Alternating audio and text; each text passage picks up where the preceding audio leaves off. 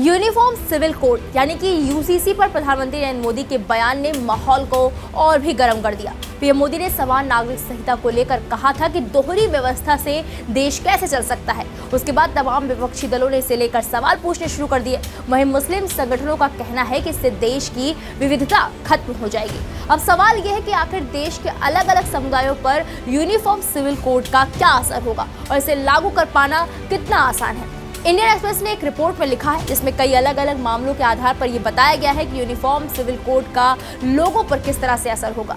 Article में संविधान सभा में हुई चर्चा का भी जिक्र किया गया है, जिसमें बताया गया है कि संविधान सभा में यूनिफॉर्म सिविल कोड को अपनाने को लेकर लंबी बहस हुई थी। जब 23 नवंबर 1948 को इसे लेकर चर्चा हो रही थी, तब कुछ मुस्लिम सदस्यों ने समान नागरिक संहिता को लोगों की सहमति से लागू करने की बात कही थी। हालांकि भीमराव अंबेडकर इसके खिलाफ थे।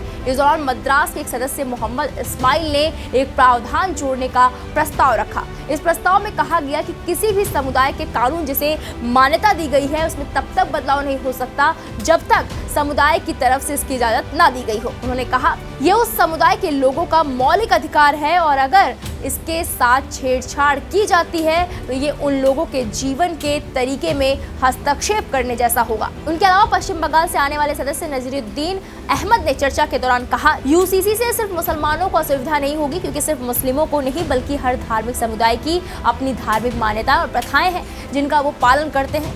इस दौरान कुछ और सदस्यों ने भी पूछा कि आप आखिर किस चीज को आधार बनाकर कानून बनाने जा रहे हैं, क्योंकि हिंदू कानून के भीतर ही अलग अलग तरह के नियम कायदे हैं। इसी दौरान भारतीय विद्या भवन की स्थापना करने वाले वकील और शिक्षक के.एम. मुंशी ने भी यूनिफॉर्म सिविल कोड को लेकर सवाल उठाए थे। उन्होंने कहा, हिंदुओं के अपने कानून हैं, क्या हम इस आधार पर इस कानून को इजाजत देने जा रहे हैं कि ये देश के पर्सनल लॉ को प्रभावित करता है। इसलिए कानून सिर्फ अल्पसंख्यकों को नहीं बल्कि बहुसंख्यकों को भी प्रभावित करता है। यूसीसी पर चर्चा के अंत में डॉक्टर भीमराव अंबेडकर ने आश्वासन दिया, यूसीसी को लोगों पर फिलहाल लागू नहीं किया जाएगा, क्योंकि आर्टिकल 44 सिर्फ ये कहता है कि राज्य एक नागरिक संहिता को सुरक्षित करने का प्रयास करेगा। भविष्य में स्वैच्छिक तरीके से संसद यूसीसी को लागू करने का प्रावधान कर सकती है। यूनिफॉर्म सिविल कोड को लेकर लॉ कमीशन ने कहा था, ऐसा कानून बनाते समय ये याद रखना चाहिए कि सांस्कृतिक विविधता से किसी भी हाल में समझौता नहीं किया जा सकता। इस बात का ख्याल रखा जाना चाहिए कि ये एकरूपता हमारे देश की क्षेत्रीय अखंडता के लिए खतरा न बन जाए। आर्टिकल में सुप्रीम कोर्ट के कई फैसलों का भी जिक्र किया गया है जो यूनिफॉर्म सिविल कोड के समर्थन में दिखे हैं। 1985 का ऐतिहासिक